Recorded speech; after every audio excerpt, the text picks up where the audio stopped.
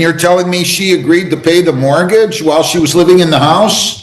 I did not agree to pay the mortgage. What did you agree to pay? What did I agree to pay? Nothing. Yeah. You mean you thought he was just going to leave the house, let you stay there for free? She spit on me, did all kind of stuff, and then called the police and act like I'm doing stuff to her. Sir. Judge MCN's courtroom turns crazy fast with this ex-couple. What started as a simple argument about house bills turns into total drama. The guy doesn't even live there anymore. He gave the house to his ex-wife, but she still expects him to pay for everything. He says she's just pretending to be the victim, even spit on him once, and then called the cops. It's a mess, and you can see the judge getting more and more fed up. What do you guys think? Is she really the victim or just pretending? Let's find out. What'd you guys do now?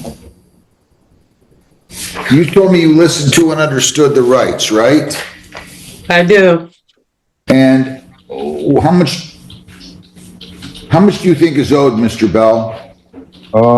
Now I got a new statement from Citizens last week. They said the mortgage is $35,028.90. Plus I got a shut off from DTE for $2,556.51, which that total is $37,585.41. How much were you renting this house to her for, sir? Excuse me?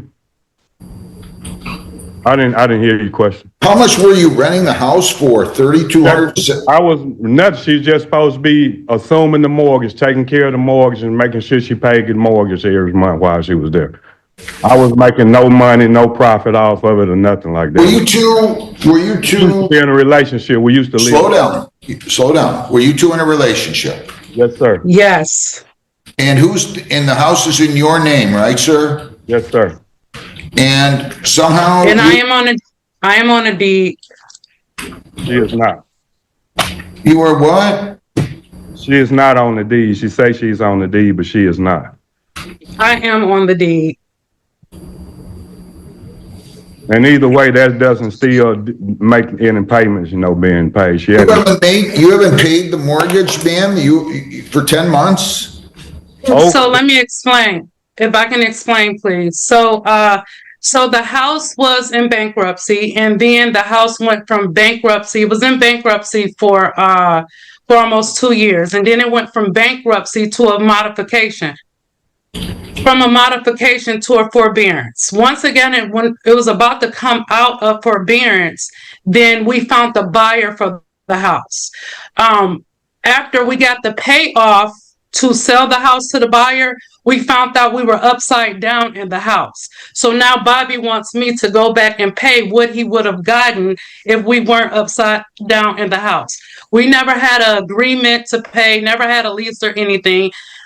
Yes, I've been in the house. Neither one of us couldn't afford the house. So when the house was in bankruptcy court, and then went into the modification, while the modification was going on, we honestly thought that it was going to go into foreclosure. Hang on a second. Slow down. It's a mess. Yeah. Why did you leave? Wait a minute. Why did you leave the house, sir?